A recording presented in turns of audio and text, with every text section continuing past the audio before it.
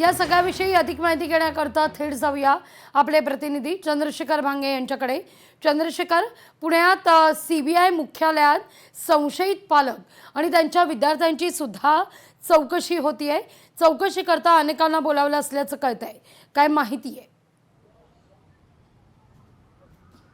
नीट paper फोडून ज्या पालक आणि विद्यार्थ्यांपर्यंत हा पेपर पोहोचला त्या सर्वांची आता चौकशी सुरू आहे। सकाळी 6 वाजल्यापासूनची सगळी चौकशी आहे ती सुरू आहे। आपण बघू शकतो की 3ऱ्या मजल्यावरती जी आहे ती चौकशी सगळ्या या राज्यभरातील विद्यार्थी आणि पालकांची सुरू आहे। पुण्यातील हे CBIचं हेडक्वार्टर आहे आणि या CBIच्या हेडक्वार्टरमध्ये जे आहे ती सकाळपासून सगळी चौकशी सुरू आहे। त्या अगोदर आपण पाहिले की मनीषा मांढरे आणि मनीषा वाघमारे या दोघींची वेगळी चौकशी जी आहे ती याच इमारतीमध्ये सुरू आहे। आणि दुसऱ्या बाजूला आपण पाहिलं की हे जे विद्यार्थी पालक आहेत जे नीट पेपर फोडले गेले आणि यांच्यापर्यंत पोहोचलेले आहेत ते कशा पद्धतीने यांच्यापर्यंत हे सगळे पेपर पोहोचले, त्याचबरोबर त्यामध्ये कितीचा व्यवहार करण्यात आला होता किंवा हे पेपर फोडून यांच्यापर्यंत पोहोचवणारे कोण होते, या सगळ्यांची चौकशी सध्या सुरू आहे। पुण्यातील CBIच्या कार्यालयात ही सगळी सकाळपासून चौकशी सुरू आहे। राज्यभरातील हे सगळे विद्यार्थी पालक आहेत। खरं तर यांची चौकशी करून त्यांना पुन्हा सोडून देण्यात येत आहे, परंतु या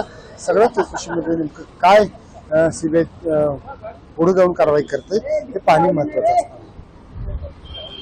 धन्यवाद, तुम्ही दिलेल्या एकूण सविस्तर माहिती करता। लोकशाही मराठी ऐका, पहा, जागरूक रहा।